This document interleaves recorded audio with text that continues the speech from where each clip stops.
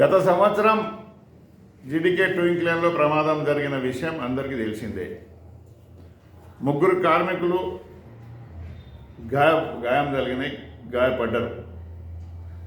హుటాహుటిన దవాఖానకు తీసుకుపోయారు, ట్రీట్మెంట్ ఇస్తున్నారు.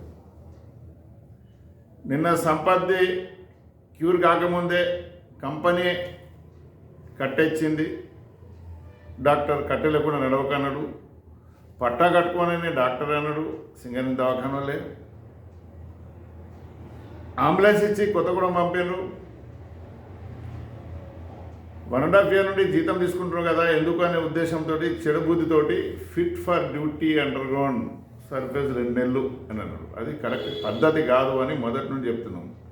ఇప్పటి కూడా సింగరేణి దవాఖానలో ఎంత గోల్మాల్ నడుస్తుంది. ప్రతి ఒక్కరికి 2 months surface, 2 months surface, 2 months surface. అరే 2 months సర్ఫేస్ ఏందా? ఇది పద్ధతి ఏంది మీకు? ఆయనకు గాయం ఉంటే, ఆయనకు ప్రాబ్లం ఉంటే unfit for under ground, fit for surface అని ఇచ్చేయండి. కంపెనీ చెప్తుంది కదా, 32,000 మంది సర్ఫేస్లో కాంట్రాక్ట్ లేబర్ కార్మికులు చేస్తున్నారు. కాంట్రాక్ట్ లేబర్ కార్మికులు అందరూ కూడా పర్మనెంట్ జాగాలు చేస్తారు. పర్మనెంట్ కార్మికులు చేయవలసిన ప్రదేశంలో వాళ్ళు కాంట్రాక్ట్ లేబర్ ఇల్లీగల్గా కంపెనీ నడిపిస్తుంది. పెట్టచ్చు, వాళ్ళకు పెట్టకుండా ఫిట్ చేసి ఇబ్బంది పెట్టి నానా తిప్పల పెడుతున్నారు. అదే యాక్సిడెంట్లో ముగ్గురికి జరిగింది కదా. ఇంకో నోయల్ అని ఒక ఆయన ఉన్నాడు. నోయల్ కూడా ఇదే ఆపరేషన్, ఇక్కడ నడుముకు తగిలింది, మెడకు తగిలింది, దెబ్బలు తగిలినాయి. ఆపరేషన్ చేయాలి, సర్జరీ చేయాలంటే ఒక డాక్టర్ ఏమో సర్జరీ చేసుకోవాలి, లేకుంటే నడవదు అన్నారు. ఇంకో డాక్టర్ నువ్వు సర్జరీ చేసుకుంటే పెరాలసిస్ వస్తాయి, పక్షవాతం వస్తుంది, నువ్వు డిసైడ్ చేసుకో. ధైర్యం చెప్పవలసిన డాక్టర్లు ఇట్లా బెదిరిస్తే ఏమన్నట్టు? బెదిరించి నేను ఎన్ని రోజులు ఇంట్లో ఉండాలి, నన్ను ఇంటికి పోతామంటే నువ్వు ఫిట్ ఫర్ డ్యూటీ అని రాసుకుని ఫిట్ చేసి పంపారు. ఓపెన్ కాస్ట్లో ఏదో డిప్యుటేషన్ మీద జనరల్ మేనేజర్లు ఎవరో పైరవీ చేస్తే, ఎవరో ఆయనకు పైరవీ ఉన్నారట, ఎవరో ఆఫీసరు అకౌంట్స్ డిపార్ట్మెంట్లను లేకుంటే శాప్లను ఇల్లు ఉన్నారట. ఆయన చెప్పినందుకు సర్ఫేజ్లో డిప్యుటేషన్ పెట్టింది. డిప్యుటేషన్ పెట్టిన తర్వాత జిఎం డిప్యుటేషన్ రాస్తే డీజీఎం పర్సనల్ లేదు సతాయించుకున్నాడు. ఎందుకంటే ఆశపడ్డరేమో. సతాయించి 4 రోజులు 5 రోజులు మాస్టర్ పోగొట్టుకున్న తర్వాత మళ్ళీ డిప్యుటేషన్ పెట్టింది. ఈ దందా అంతా ఏంటిది? ఎందుకు కార్మికులకు సతాయిస్తున్నారు అని అడిగినందుకు ఆఫీసర్ అందరూ వచ్చినట్ట జిఎం గారు చెప్తున్నారు. విరుద్ధంగా, మరి నిబంధనకు విరుద్ధంగా చేయలేదు, డాక్టర్ ఫిట్ చేసి ఏ విధంగా మాట్లాడుతున్నారు మీరు? ఇది తప్పు. మీరు ఆ మాటలు వెనకకి తీసుకోవాలి. విరుద్ధంగా అయితే మరి కట్ట ఎందుకుంది చేతిలో, నెడకు పట్ట ఎందుకుంది, అంబులెన్స్ ఎందుకు పంపినవు? ఈ విధంగా తప్పుడు చేసిన ఆఫీసర్లను వెనకేసుకొని మేనేజ్మెంట్ వస్తుంది ఆర్జీవన్. దీన్ని విరమించుకోవాలి. మీరు ఏదో అనుకుంటారు కావచ్చు, ఆఫీసర్ అందరూ మేము కూడా చేస్తాం. ఆఫీసర్లు కాదు, ఆఫీసర్ల కంటే ఎక్కువ మేము ఆఫీసర్లకు కూడా మా కార్మికులే, ఉద్యోగస్తులే. కానీ కొంతమంది నాటకం చేసి తప్పు చేసిన ఆఫీసర్లను వెనక వేసుకొని రావడం కరెక్ట్ కాదు.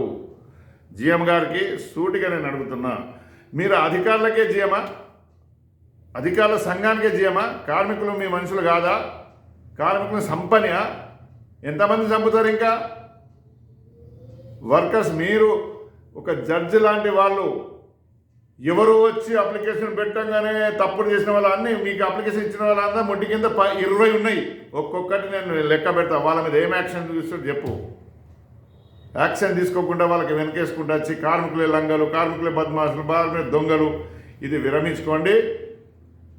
ధర్నాలు వాళ్ళకి చేరాదు, మాకు కూడా ధర్నా చేస్తుంది, మేము కూడా చేస్తాం. అది బెదిరింపులు మానుకోండి. గేట్ మీటింగ్ పెట్టారు, అతలేదు. ఎవరు చెప్పారు మీకు? చట్టం చూసుకొని రాజ్యాంగంలో చూడండి. గేట్ మీటింగ్ పెట్టద్దని ఉందా రాజ్యాంగంలో? ఎవరైనా మాట్లాడే హక్కు ఉంది. సింగరేణిలో జరిగిన ఎన్నికలు తూతుమంతర ఎన్నికలు అవి. చట్టబద్ధత లేని ఎన్నిక అది. రాజ్యాంగానికి విరుద్ధంగా ఉన్న ఎన్నిక అది.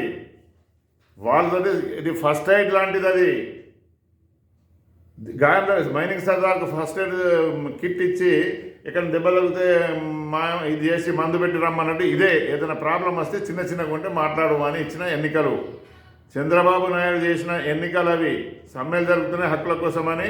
సమ్మెలను విచ్ఛిన్నం చేయడానికి ఏటీసీ, మీరు కాంగ్రెస్ పార్టీ, మీరు టీడీపీ కలిసి చేసిన ఎన్నికలు. జేబీసీసీ ఏమంటుంది? సింగరేణి కార్మికుల సర్వీస్ కండిషన్స్ అన్నీ జేబీసీసీ అయితే ముడిపడి ఉన్నాయి. మేము సంతకం చేసుకోలేం. మమ్మల్ని గేట్ మీటింగ్ పెట్టద్దంటారా? వాళ్ళు ఎవరో చెప్తే మీరు చెప్తారా? కనుక ఆ మాటలను వెనక తీసుకోండి. మేము కూడా ప్రెస్ మీటింగ్ పెట్టగలం. మీకు 500 మందితో రిప్రజెంటేషన్ తీసుకొస్తాం. ఫలానా ఆఫీసర్ లంగా ఫలానా ఆఫీసర్ ఇట్లా చేస్తాడు, ఫలానా ఆఫీసర్ ఇట్లా చేస్తాడు, తప్పులు నిరూపిస్తాం, యాక్షన్ తీసుకుంటారా? కనుక ఐఆర్ ప్రాబ్లం తీసుకొచ్చే అధికారులను ఎంకరేజ్ చేయకండి. కార్మికులు చూడండి, నోయల్ది మళ్ళీ నోయల్ కూడా ఫిట్ చేసిండ్రు, మళ్ళీ ఆయనకు అదే గాయమైంది. రూల్ ప్రకారంగా ఆ గాయమే మళ్ళీ పెరిగితే సిక్ లిస్ట్లో పెట్టాలి, మైన్ యాక్షన్ కింద పెట్టాలి.